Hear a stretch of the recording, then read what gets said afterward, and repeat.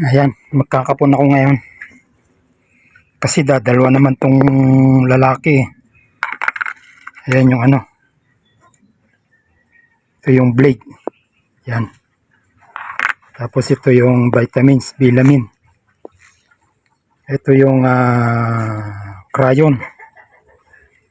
Crayon pang marker. Baka kasi malito ako eh. Tapos ito yung Combinex pang spray dun sa bayag. Maraming alcohol, pampunos dun sa bayag bago hiwain.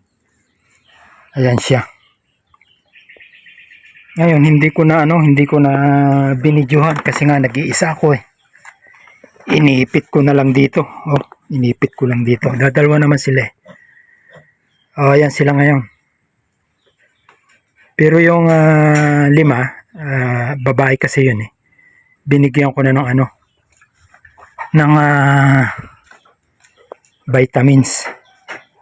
Nasa na ba yung lalaki? Ayan, lalaki yan. Yan. Ayan, lalaki yan. Tapos nasan pa yung isa? Ito. O yan, lalaki yan. Yun. Yung may kulay sa sa puwitan. Yung iba, ko na lang yan, yung vitamins. Ang gamit kong vitamins ay Bilamin kasi wala akong makakuha dun sa wala daw silang stock ng Sustalin LA na vitamins. Kaya ayan, may injection na sila. O ayan siya, ayan o. Yung isang yun. Dadalwa naman yung lalaki.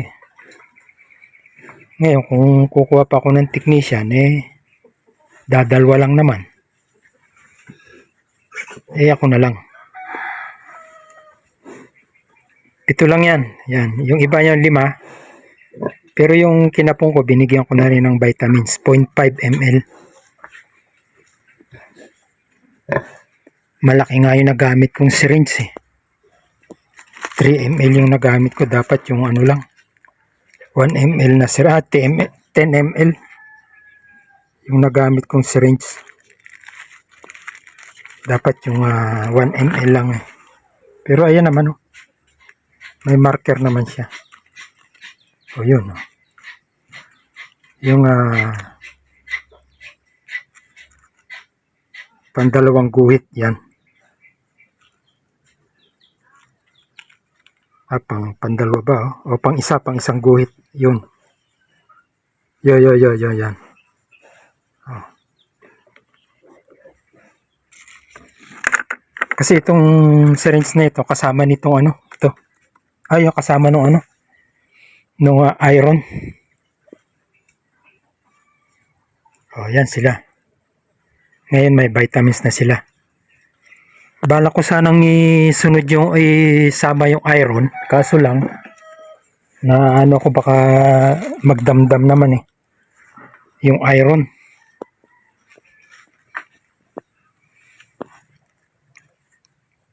May iron pa eh, kaya yung iron bukas na lang.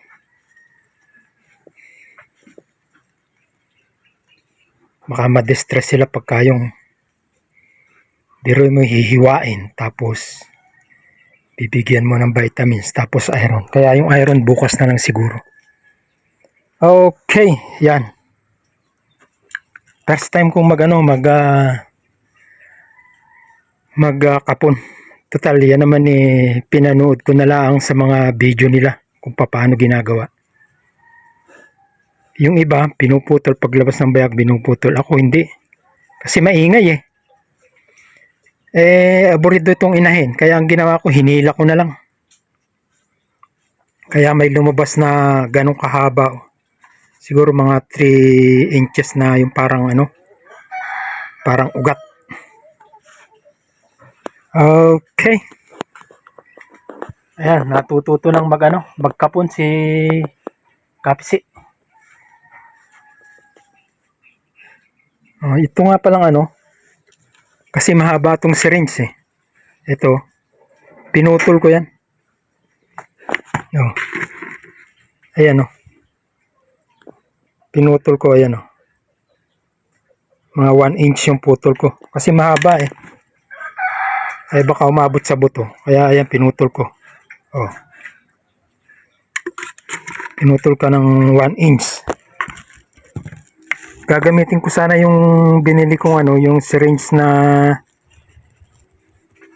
online. Kaso ang laki, mabigat. Kaya ito na lang.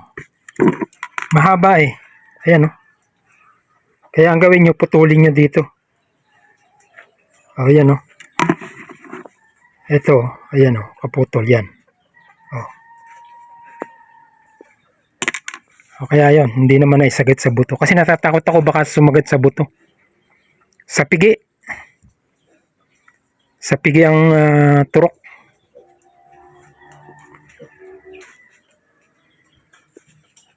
Sa pigi ang turok.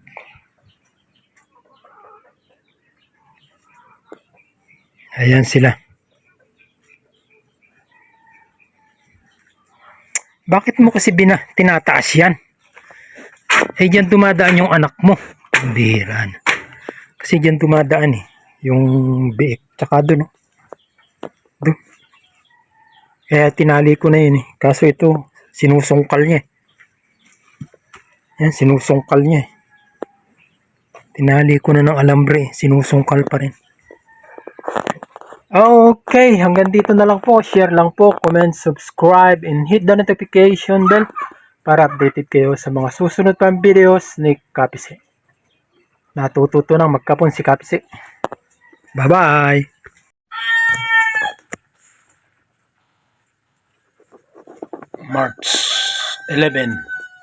March 11, 2026. Ayan, alas 4. Alas 4 ng madaling araw.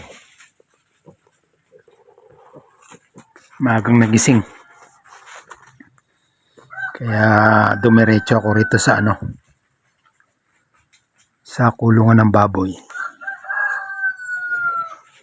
Bago naman ako pumunta rito, ako naman nagbitbit ng maiinom. Oh, ayan oh. Pampainit. Pampainit ng sikmura. Ayan. Napadede ko na yan kanina. Mga 15 minutes na silang dumidede niyan. Parang naglalaro na lang sila.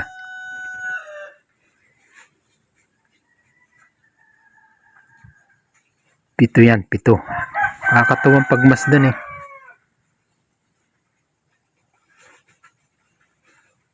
Ngayon lang ako tumatagal ng ganitong oras dito. Dati-rati pagka nung inahin pa lang siya tsaka nung pinalalaki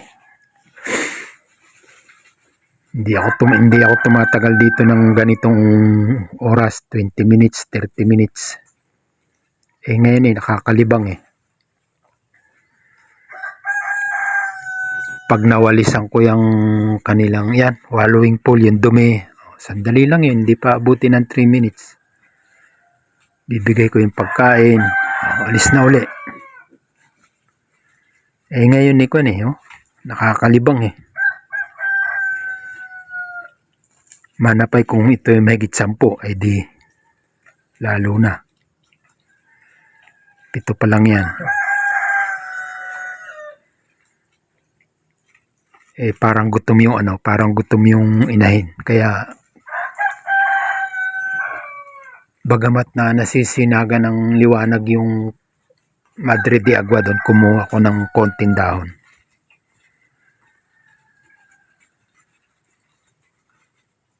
Maya mag-alas 5 na di aakit tuloy ako doon, kukuha ko ng pagkain niya inahin.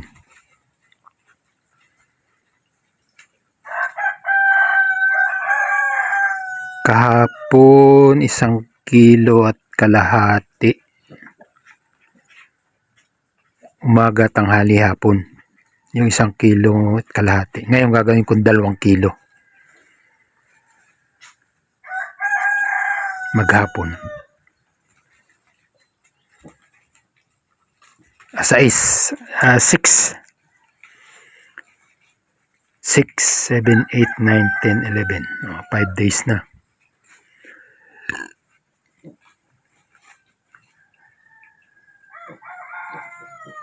Nasisigla na eh.